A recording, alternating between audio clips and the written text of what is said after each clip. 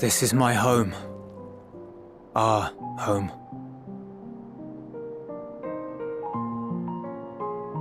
At least it was until that night.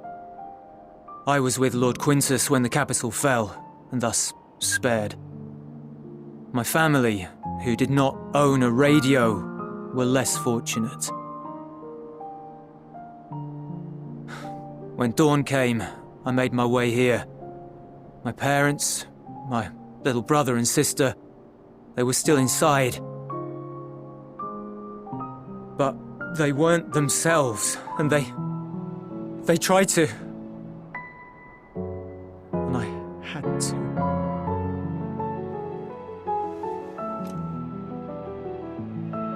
I'd promised to take them away from the capital that very morning, to somewhere safe, to hide until the fighting stopped. I promised.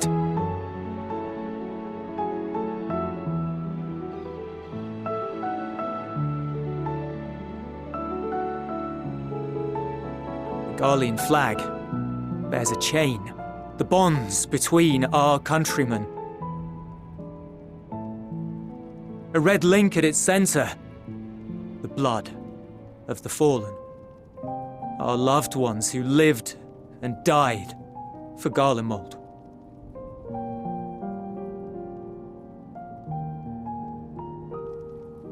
But if she too fell, who would be left to remember them and their sacrifice?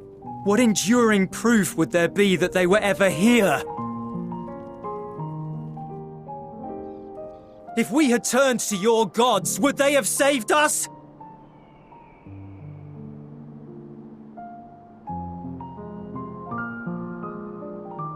I'm sorry, forget I spoke.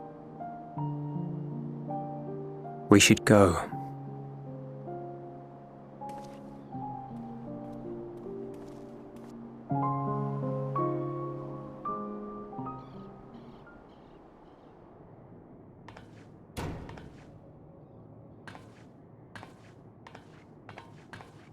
It's no use.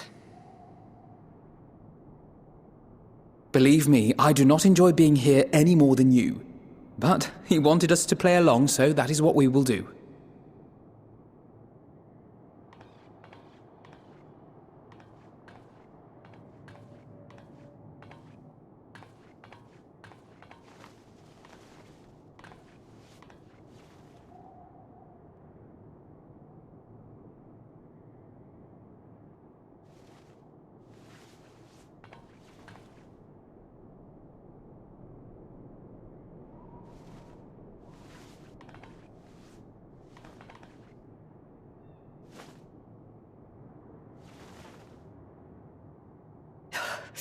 So cold.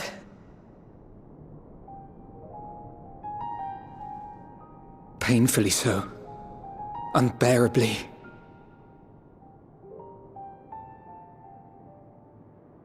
I've been thinking about what Quintus said. About why no one would accept Garlean rule. Irreconcilable differences. When coexistence isn't an option, only conquest remains. Varus at Gimlet said much the same. Only by uniting the world beneath a single standard would we rid ourselves of the Ascians.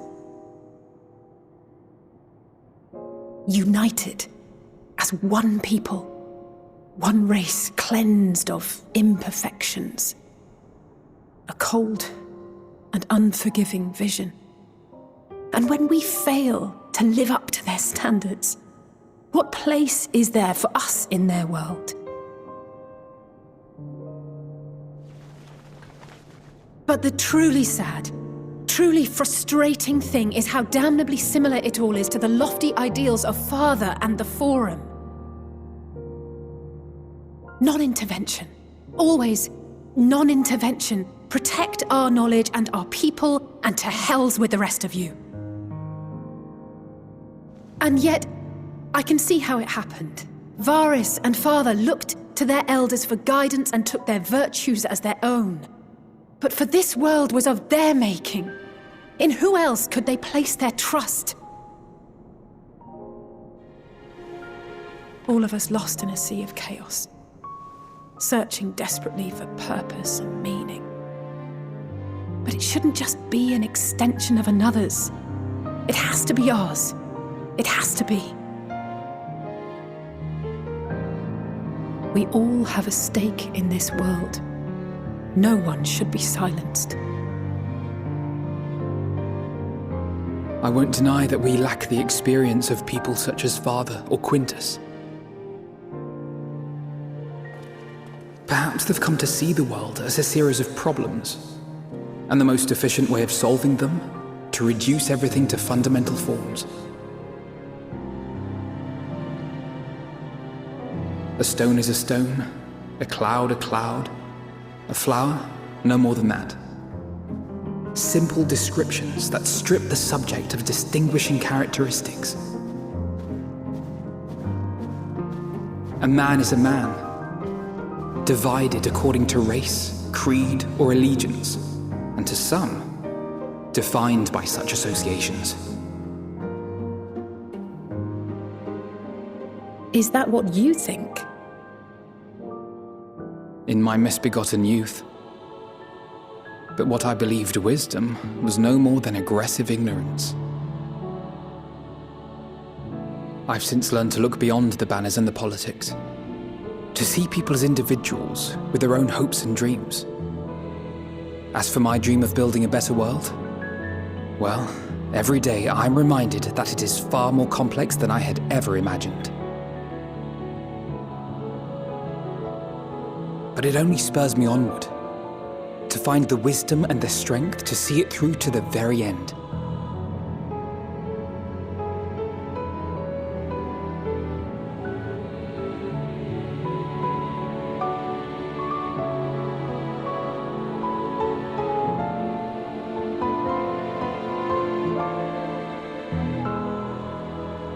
All of our supplies and an immediate withdrawal.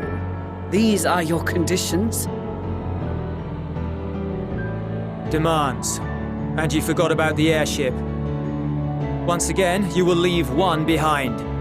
It will be used to return the prisoners. Their collars will be removed prior to the exchange.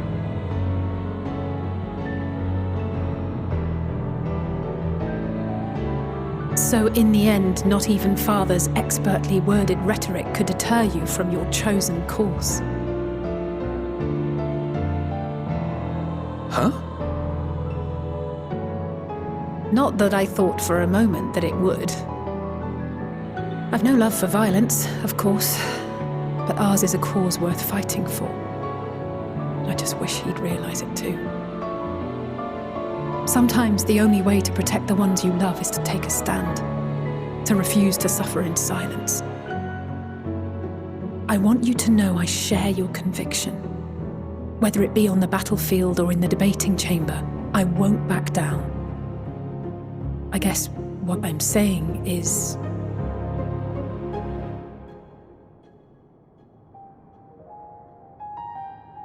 You've found your own reason to fight.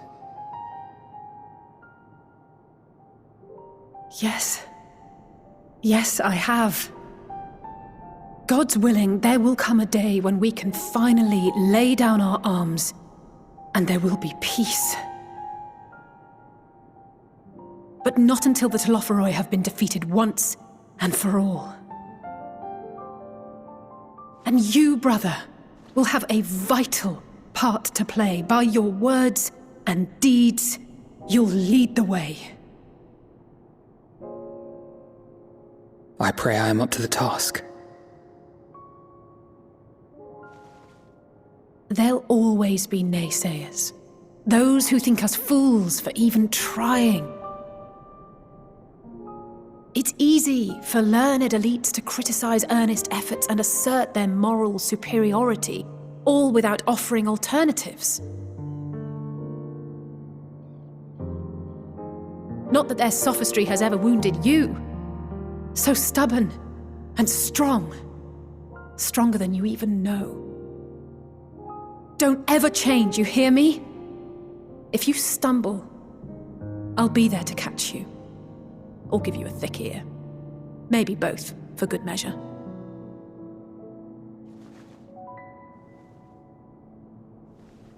Thank you, Alice.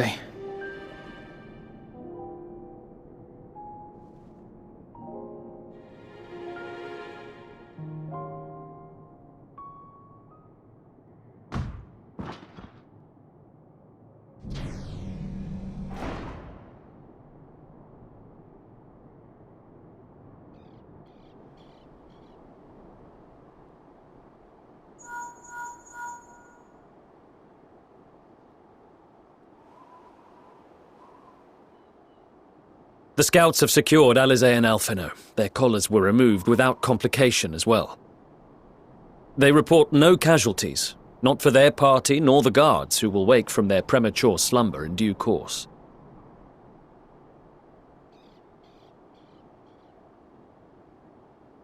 It would appear the situation has changed.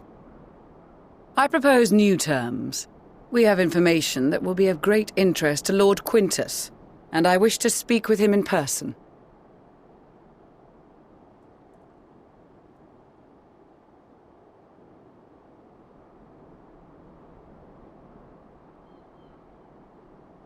No.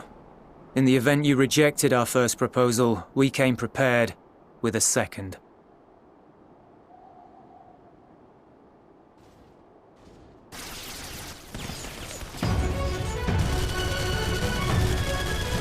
Ambush!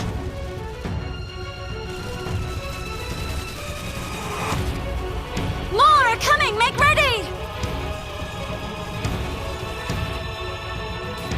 We, the loyal soldiers of the First Legion, proud servants of Garlemald, of the fallen Emperor Varys, shall safeguard these lands from the barbarian hordes until our countrymen return!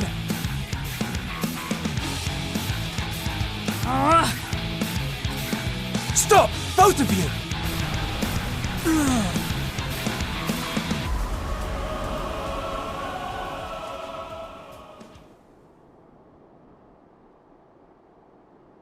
This child may be the worst emissary I have ever seen.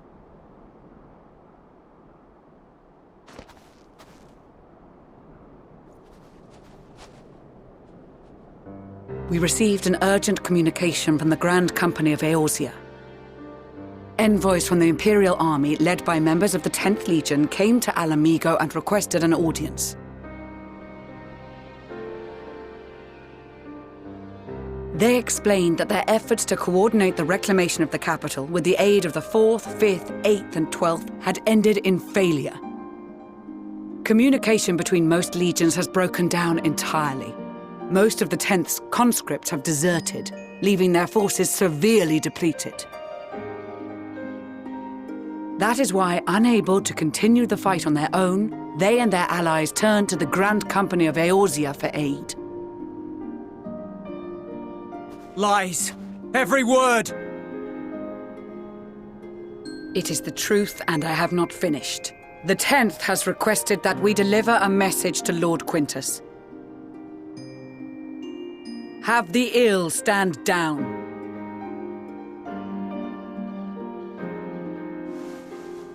You have been listening, my lord? What are your orders?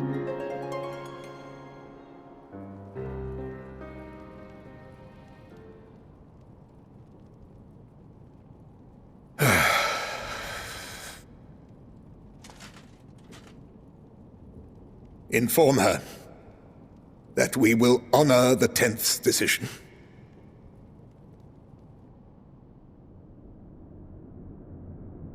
Bereft of hope, and now dignity.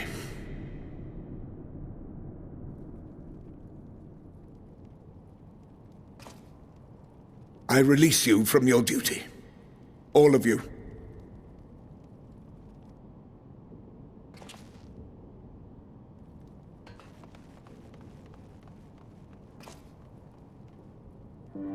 I take solace, your radiance, in the knowledge you are not here to witness our debasement. 'Twas a grand, glorious dream we shared. Of a world united, of peace and prosperity.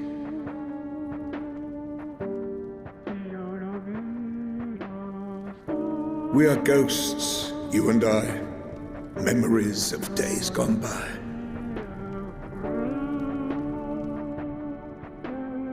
Bonds forged in blood that I will not see tarnished.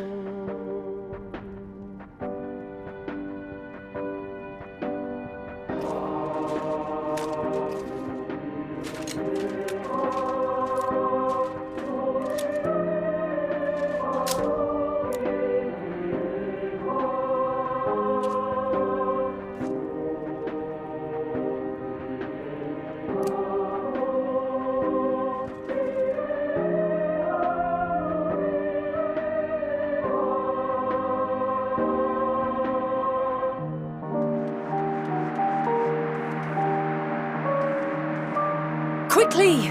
We have to reach the station before it's too late!